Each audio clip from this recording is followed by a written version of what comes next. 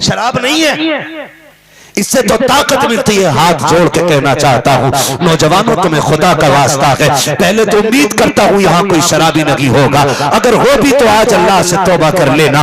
मौत बहुत करीब है, इतना साया हमसे करीब नहीं जितनी मौत हमारे करीब है। इतना अज़ाब सख्त मुकर्रर किया गया है शराब पीने वालों के लिए। जब शराब पीने वाला कब्र में जाता है, इतनी तेज की प्यास लगती है, अल्लाह तश की सदा देता है, ज़बान उसकी लटक जाती है, प्यास प्यास की आवाजें लगाता है। जब प्यास प्यास कहता है, उसको पीने के लिए मशरूब दिया जाता है, लेकिन ठंडा पानी नहीं, गर्म पानी नहीं, बल्कि जहन्नम के बिच्छुओं का खोलता हुआ जहर दिया जाता है। और इतना सख्त खोलता हुआ होता है कि अगर वो शराबी के मुंह तक आता है तो उसकी गर्मी से ऊपर का होठ जल के माथे तक आ जाता है, नीचे का गर्मी से पिघल के नाक तक सरक जाता है। लेकिन प्यास इतनी सख्त होती है कि वो उसको भी पीता है, और पीने के बाद उसके जिस्म के टुकड़े होने लग जाते हैं। मौत तो आने की नहीं है, फिर क्या होना है, फिर तड़पते रहना है। तुम्हें खुदा का वास्ता देता हूँ, रब ने महबूब की उम्मत में बनाया है, एहसान किया है तुम पर,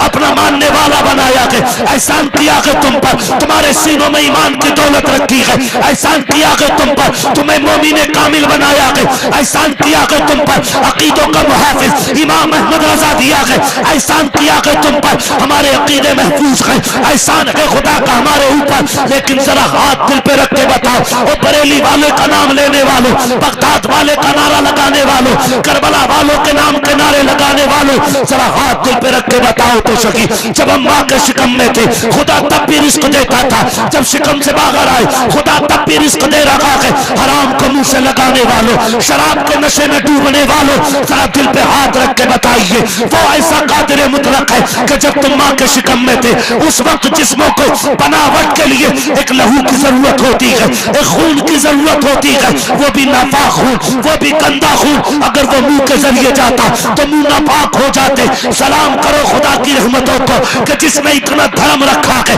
इतना भरम रखा है कि जब हम माँ के शिकम में थे, हमें नापाक खून मुंह के जरिए नहीं दिया गया, नाफ के जरिए दिया गया, ताकि इसका मुंह पाक रखे। ए मालिक बता तो सही, वो लहू मुंह से भी तो जा सकता था, वो मुंह के जरिए ग़िज़ा बन सकता था। गैब से आवाज आती है, नादान, इस मुंह से हमको तेरे ज़बान से अपने महबूब की बातें करानी थी, इसलिए हमने शिकम में भी मुंह पाक रखा है, और दुनिया में आने के बाद तेरे जन्म में भी मुंह को पाक रखा है। सुभान अल्लाह, सुभान अल्लाह, बहुत खूब, माशाअल्लाह, सुभान अल्लाह, बहुत जिंदाबाद, जिंदाबाद, जिंदाबाद। ना पियो नौजवानों, हट जाओ, हट जाओ। हुजूर फरमाते हर जुमे को मेरी उम्मत के अमल मुझ पे पेश किए जाते। जब मैं नेकों के अमल देखता हूं तो बड़ा राजी होता हूं, और फिर मैं उनके लिए रब की बारगाह में हाथ उठा के दुआएं करता हूं। और जब मैं किसी के बुरे अमल देखता हूं मुझे बड़ी तकलीफ होती है। रिश्ते हुजूर से और हम शराब पिए, रिश्ते हुजूर से और हम ब्याज खाएं, रिश्ते हुजूर से हैं और हम रिश्वतें लें। नहीं, ये हुजूर से मोहब्बत का दावा तो झूठा है ना, झूठा है। कम से कम इतना तो उनके लिए कर लो, या रसूल अल्लाह, आपका नाम लेता था ना, इसी भरम में मैंने कभी हराम नहीं खाया था।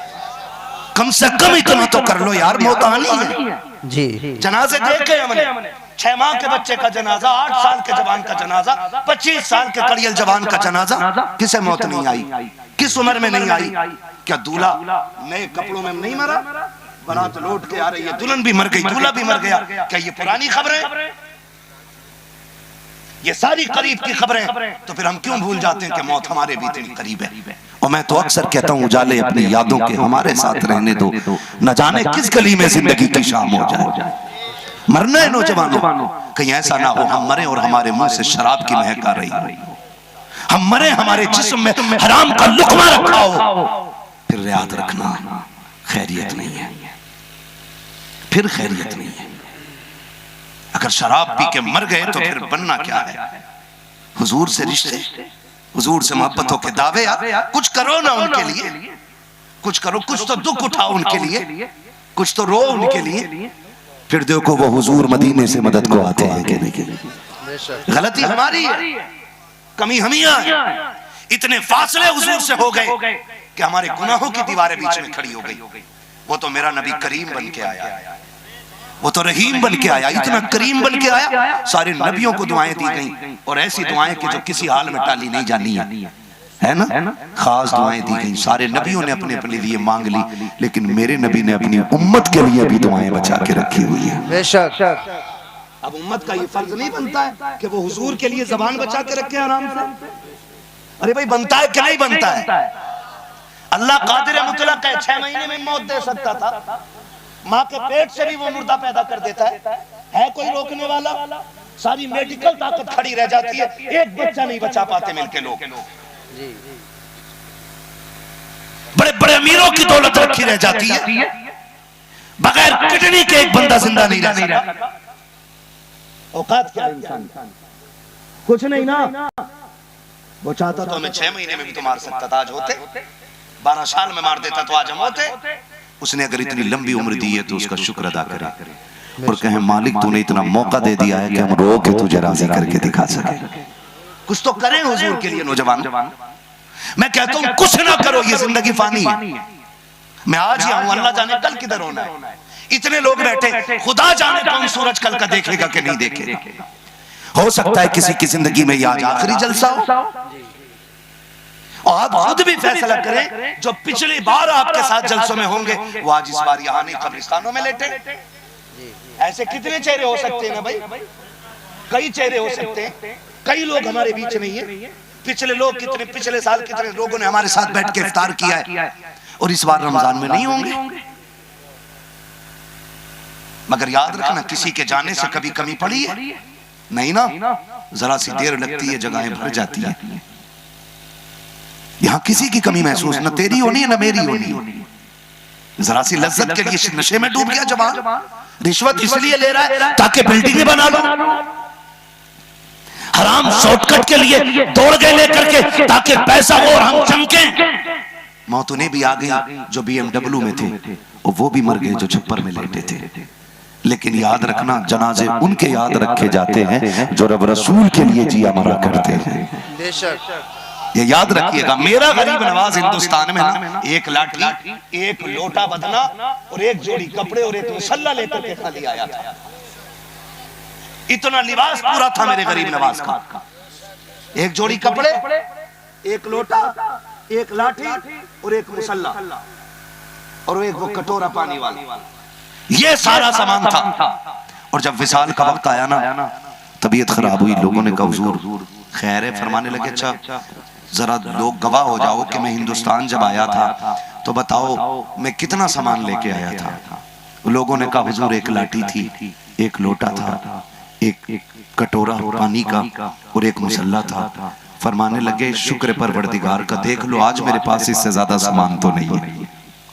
कहा हुजूर नहीं है, कसम खा के बताओ बड़े बड़े मुगल राजाओं की आज कब्रों के निशान मिट गए हैं, मेरे अजमेर वाले के कदमों पे आज भी राजा जाकर के अपने माथे टेक देते।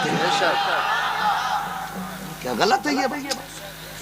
जाकर के देखो, कब्रों के निशान उनके बाकी रहने हैं जो जीते भी हुजूर के लिए हैं और मरते भी हुजूर के लिए। और अगर ये जहन में हो कि हम अगर वली होने थे तो माँ के पेट से होते, तो ये मत सोचना।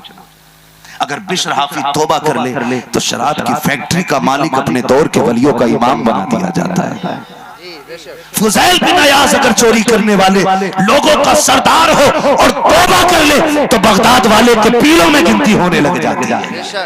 यहाँ रब करम के जलवे दिखाता है। वो कहता तू रो के तो दिखा, मैं माफ करके दिखाऊंगा। बेशक हमें तो रोना ही नहीं आया, हम तो डूब गए शराब में जाकर के। किसी ने कहा गलत है, कहा हाँ जी जैसे तू ही जन्नत में चला जाइए। मसला खाली जन्नत का नहीं है, मसला तो ये भी है कि वो लोग जो जानबूझ करके हुजूर को तकलीफ देते हैं वो किस मुंह से कब्र में हुजूर का सामना करेंगे। पहला सामना कब्र में हुजूर से है कि नहीं? और आशिक तो ये कहता है इतना तो कर्म करना ऐ चश्मे करीम आना, जब जान लबों पर हो तुम सामने आ जा।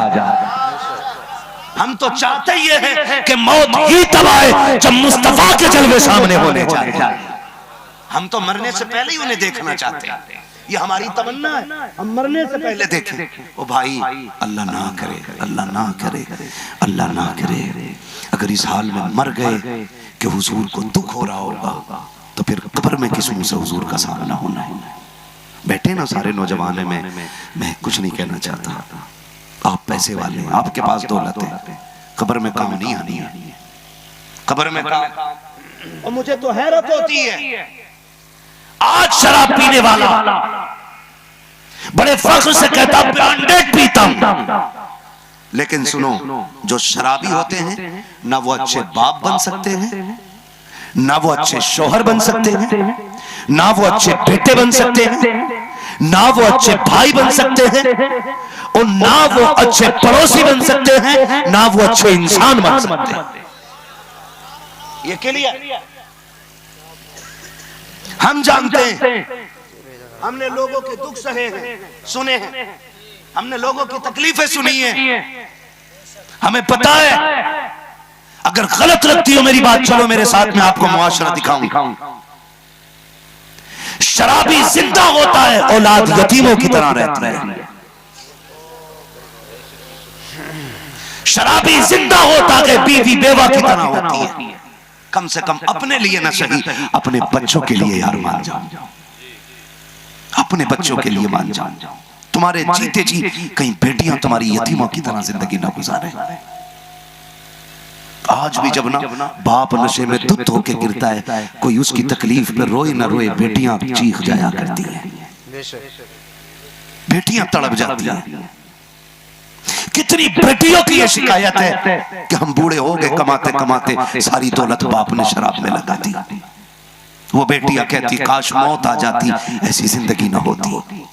मैं लानत भेजता हूं उस आदमी पे कि जो बाप और उसके होते हुए औलाद मौत की भीख मांग रही हो। उससे भी बदबख्त कोई होगा जिसकी बेटियां बाप के होते हुए यतीम हो जाएं, जिसकी बीवी शौहर के होते हुए बेवा नजर आने लग जाए। ये कोई जिंदगी है तुम्हारी?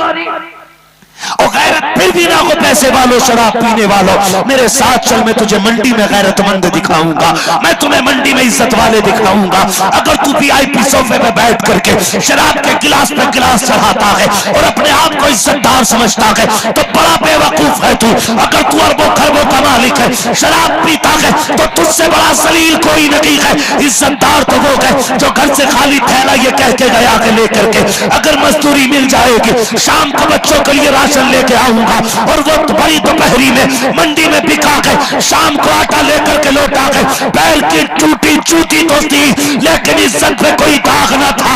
इज्जत वाला तो वो है जिसने गुर्बत में जिंदगी काटी है, लेकिन खानदान की इज्जत को नीलाम नहीं होने दिया। बेशक, बहुत अच्छे, सुभान अल्लाह। तुम किसे इज्जतदार कहते हो? नौजवानों, खुदा का वास्ता निकल जाओ, अपनी नस्लों को बर्बाद होने से बचा लो। मत पियो कि दिल नहीं मानता, दिल नहीं मानता। खाने वाले तो सुअर खाते, वहां दिल क्यों मान जाता है तेरा? क्या रिश्ते हमारे हुजूर से यार, ये देखें।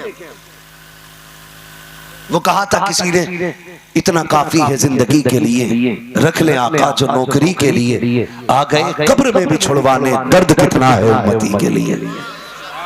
हमारा नबी इतना दर्द हमारा करते और हम बिल्कुल नहीं करते। खुदा रा इतना कर लो कि कम से कम कोई तुम्हारा अमल हुजूर के रोजे तक पहुंच जाए। अच्छा अमल हुजूर के रोजे तक ऐसा पहुंचे कि जिस पे हुजूर फख्र कहे कि ये मेरा उम्मती है। इतना तो कर जाओ यार, इतना तो कर जाओ कि हुजूर को उस अमल पे फख्र हो कि ये मेरी उम्मती का अमल है, ये मेरे गुलाम का अमल है। हुजूर फख्र से कहे। मैं अक्सर ये बात जिक्र करता हूं, अल्लाह करे आपके जहन में उतर जाए। दुनिया ही सब कुछ नहीं है, दुनिया ही सब कुछ नहीं है। हुजूर की मोहब्बत बड़ी चीज है। लोग मदीने जाके खाली लौट आते, कहते मैंने 8 उम्रे कर लिए, मैंने 12 कर लिए। मैंने कहा फिर क्या फायदा है? मजा तो तब है जब एक बार जाओ तो गुनाह की गठरी लेके जाओ, जब उधर से आओ तो जन्नत का परवाना लेके आने चाहिए। इस जिंदगी का मजा है जीने का, इस जिंदगी का मजा है। कहता नहीं मेरी मजबूरी है जी, मुझे झूठ बोलना पड़ता वरना बिजनेस नहीं होगा, मुझे चोरी करनी पड़ती है वरना बरकत नहीं होगी, वरना मैं बचा ही नहीं पाऊंगा कुछ। रज़्ज़ाक़ कौन है आप मुझे बताएं, रोजी कौन देता है? सारे बोले, नाराज हो रहे, कल जाके गाली दे देना, आज बोल लो। रोजी कौन देता है? सारे बोले कौन देता है? रज़्ज़ाक़ कौन है? वो इतना बड़ा करीम है कि पत्थर में कीड़े को हरी पत्ती दे देता है तो अपने महबूब के गुलामों को जमीन पे हलाल रिज़्क़ नहीं दे सकता है। इतना यकीन है कि नहीं रब पे? जितनों को है हाथ उठा के कहें बेशक। दे सकता है कि नहीं? दे सकता है। फिर भरोसा अल्लाह पे करो। जिस पे करना है अल्लाह पे करना है।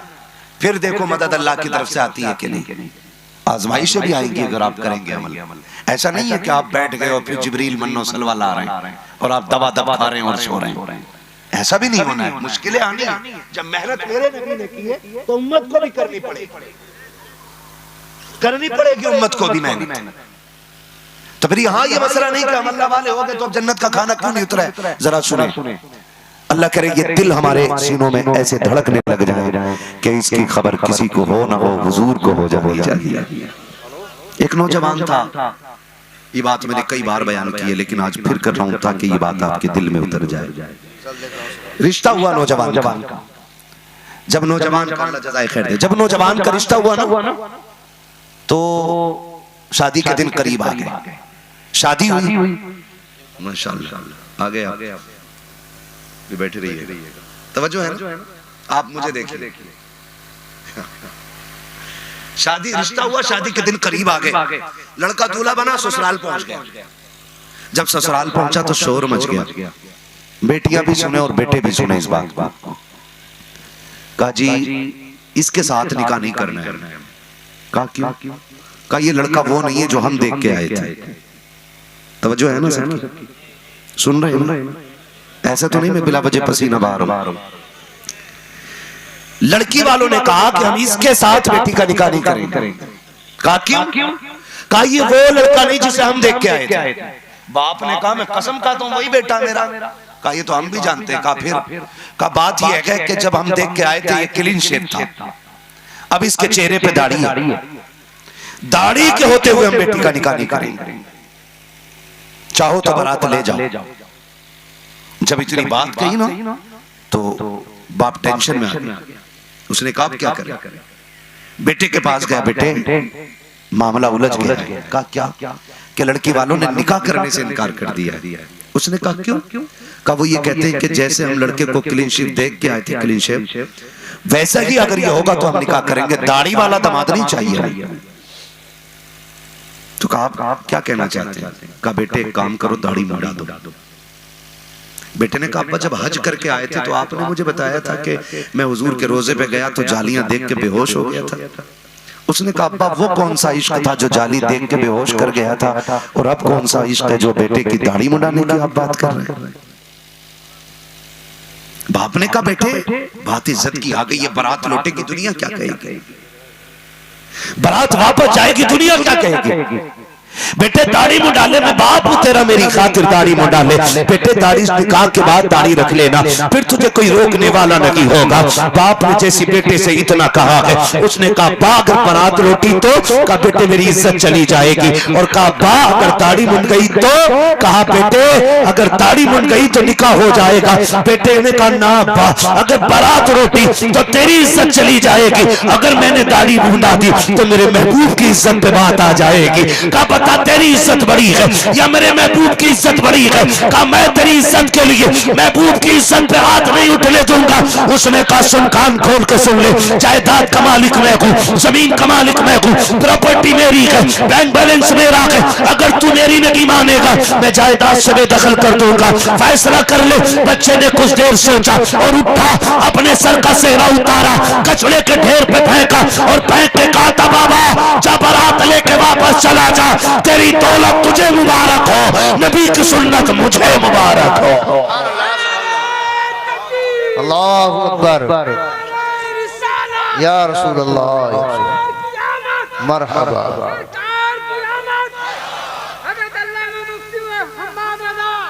जिंदाबाद जिंदाबाद। उसने कहा अब्बा जा ले जा बारात, मुझे नहीं चाहिए ऐसी दुल्हन जो हुजूर की सुन्नत को तोड़ के मेरे घर में आएगी। उसने कहा सोच ले खूब। उसने कहा जब सोच लिया तो फिर सोच ही लिया गया।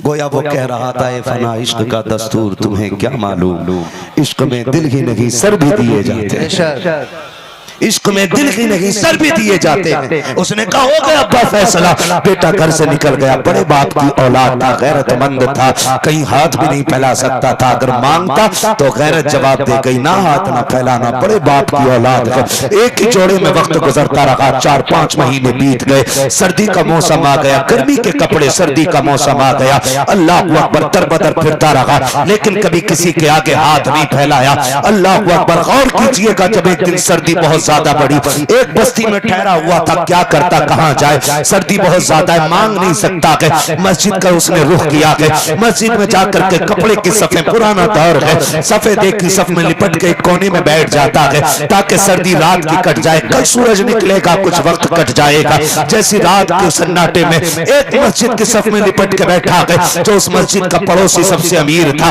उसके ख्वाब में मेरे सरकार जलवगर हो जाते हैं, फरमाते तू आलीशान बिस्तर पे लेटा है, मेरा गुलाम मस्जिद में सर्दी से परेशान है, जाओ उसे लेकर के आ, उसके लिए एहतराम और इंतजाम के तू अपने दरवाजे खोल दे। जैसी खाम में हुजूर आए, इसके किस्मत की महराज है, दौड़ लग जाती है, मस्जिद में आया, तलाश किया, कहीं कोई नजर नहीं आया, फिर बाहर निकला के, फिर सोचता कि हुजूर ने बताया कि कुछ तो जरूर होगा, दिमाग लगाता रहा कहाँ है कौन है, फिर गौर किया मस्जिद के कोने में सब पड़ी थी, उसके करीब गया, सबको खोला, क्या देखता कि नौजवान लिपटा हुआ है, सर्दी से ठिठर रहा है, हाथ पकड़ा घर लेकर के आया, मेहमान की तरह रखा के, अगले दिन ऐलान कर देता है, ओ लोगों देखो मेरे घर मेहमान आ गया है, खूब खिदमत की, खूब नवाजिशात की है। अब ये परेशान है नौजवान, यार ये इतनी इज्जतें क्यों मिल रही है, ये कदर क्यों मिल रही है। 3 दिन के बाद इसने जाने का इरादा किया, उसने हाथ जोड़े, का मेरे घर क्यों नहीं रह जाता है, कहा किस लिए, का तेरे कदम आए थे मेरे घर पे कर्म होने लग गया है, का कहना क्या चाहते हो, का यार बता तो सही, कौन सी इबादत करता है जो तूने रब रसूल को राजी कर लिया है, कौन सी नेकी करता है जो तुझसे काबे वाला भी राजी है, मदीने वाला भी राजी है। उसने कहा जी मेरा कोई खास अमल नहीं है, कहा कुछ तो बात होगी, अगर तू कोई खास इबादत न करता तो हुजूर मेरे ख्वाब में कभी ना आते, तेरा पता कभी ना बताते।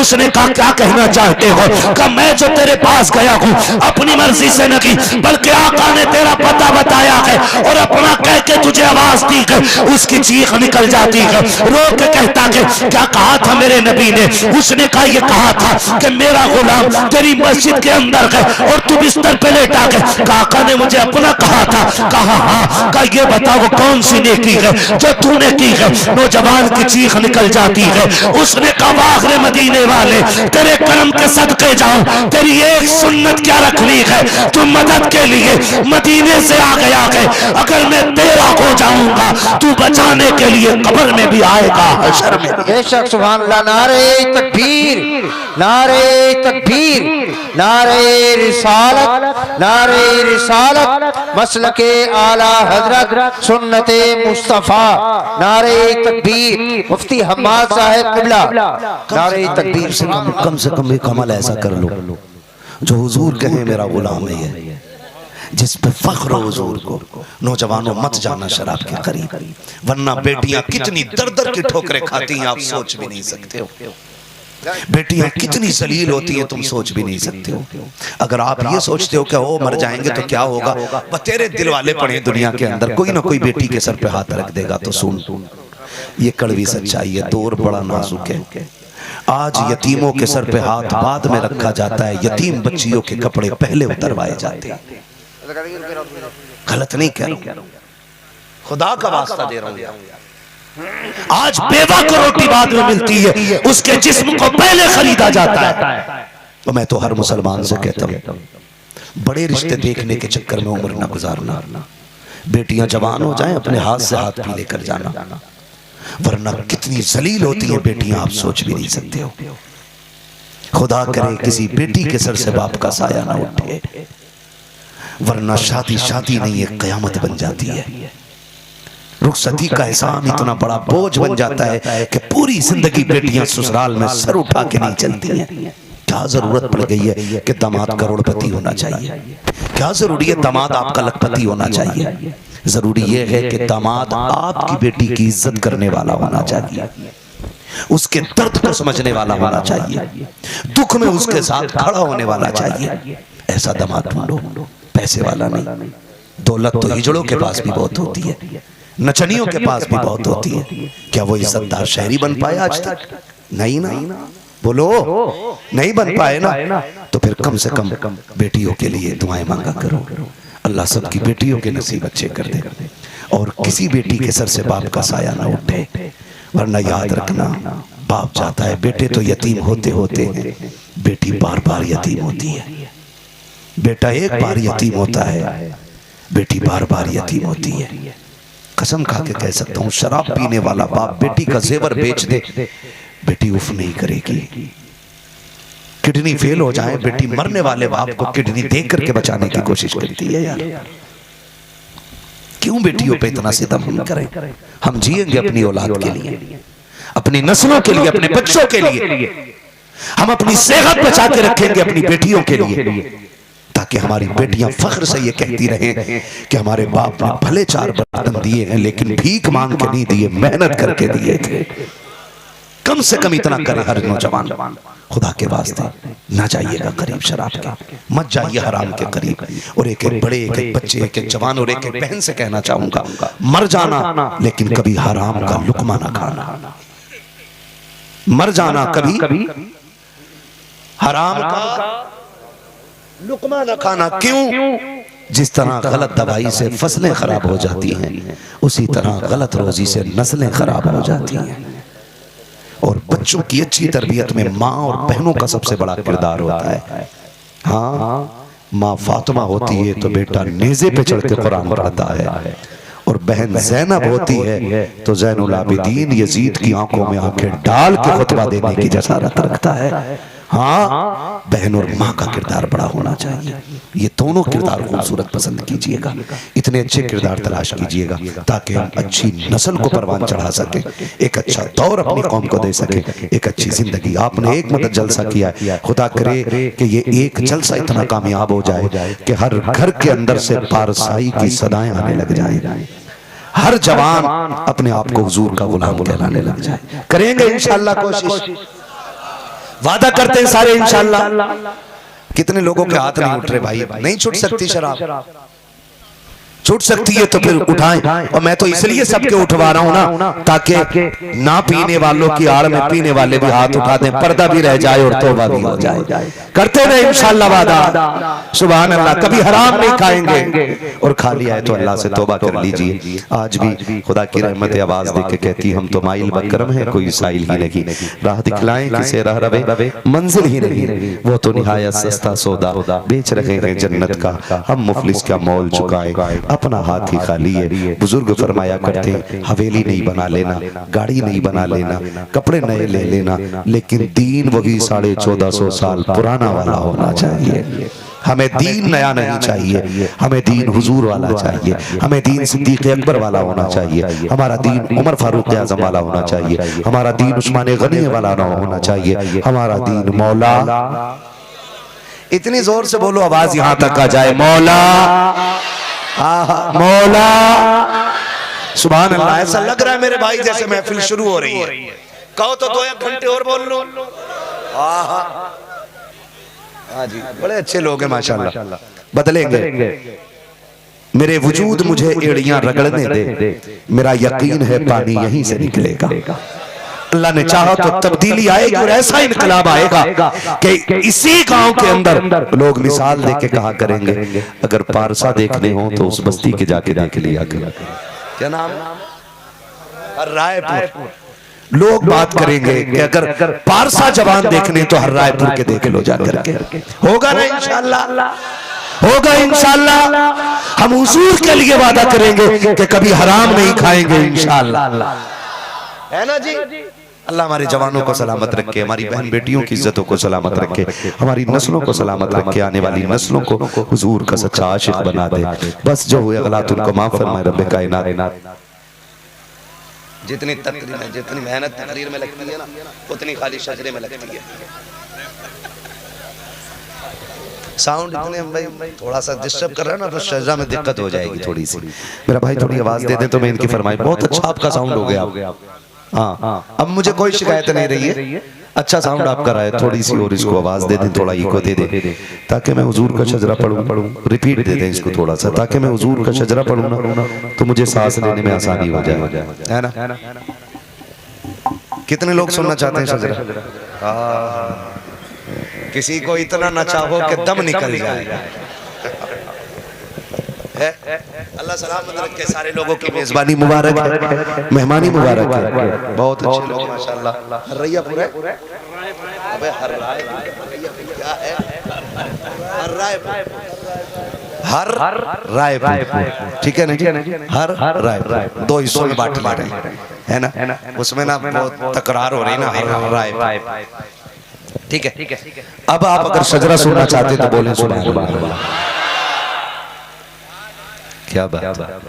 मैं तो ये भी नहीं कह सकता कि आपको भूख लग रही है, लगी नहीं रही होगी। कई बार ऐसा होता है लोग लंगर की आड़ में घर खा के नहीं आते, ओए उधर ही मार देंगे 2-3 प्लेट, पता चला इधर भी कम पड़ गया तो फिर सुभान अल्लाह भी ऐसा कहते हैं, सुभान अल्लाह। जैसे बकरीद के दिन खत्म शरीफ से पहले नमाजी का हाल होता है ना। ठीक है, जो खा के आए खाना वो बोले सुभान अल्लाह। बेटे उठ के बैठ जाओ मेरे लाल, अगर बैठ सकते हो। बड़ी गलत बात है, पूरा काम खराब कर गया अकेला आदमी। खैर कोई नहीं, अब जवानी रह गई ऐसी नहीं है, दर्द है सबके। हाँ तभी तो वो गिर गया 15 साल की उम्र में। चच्चा को देख लो, पुराना चावल है, अभी ठुट की तरह ऐसी बैठी, हिले नहीं है, पुराना सलामत बोल सकते तो बोले सुभान अल्लाह। अच्छा सुनो, मेरा हाथ का इशारा हो ना तो समझ जाना मौलवी सांस लेना चाह रहा है, इसलिए आपको बोल रहा है सुभान अल्लाह। और ये सुभान अल्लाह इसलिए कहलवा रहा हूं ताकि मैं सांस ले लूं, डंडी ना मारी हो। कभी तुम सुभान अल्लाह कहना भूल जाओ, मैं सांस लेना भूल जाऊं।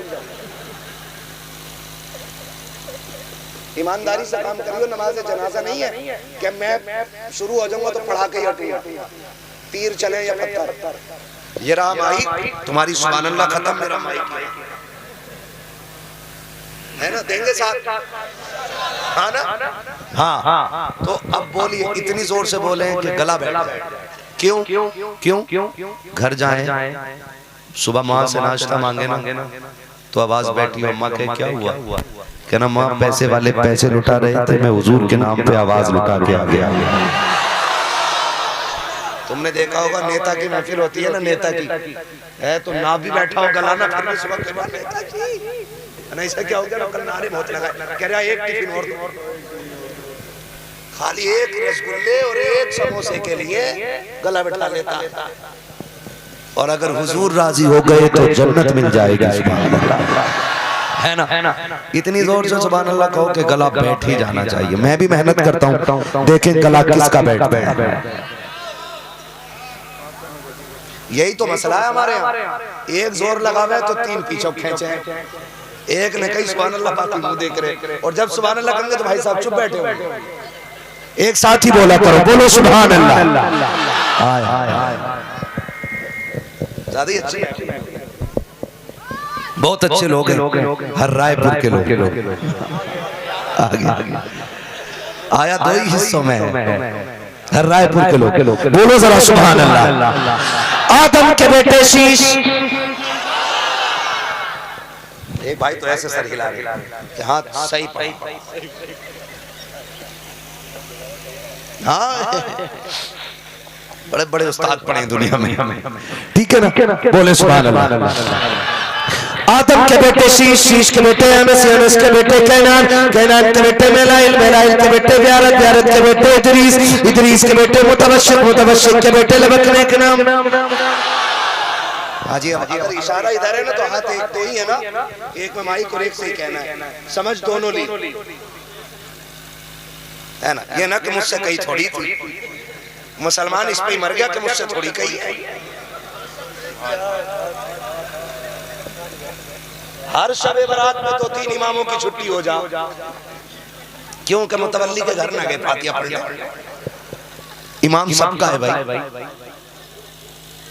है ना, तो सबका ही समझा करो और सबका ख्याल रखा करो, है ना, और अपने इमामों की कदर किया करो। इसलिए कि जो उलमा की और इमामों की कदर नहीं करते ना, उनका हश्र अच्छा नहीं होता। ये बता दे रहा हूँ, सबसे बड़ा नुकसान तो ये कि अल्लाह उनकी नस्लों में कभी आलिम पैदा नहीं करता है, और हो भी जाते हैं तो इब्लीस के चेले ही होते हैं,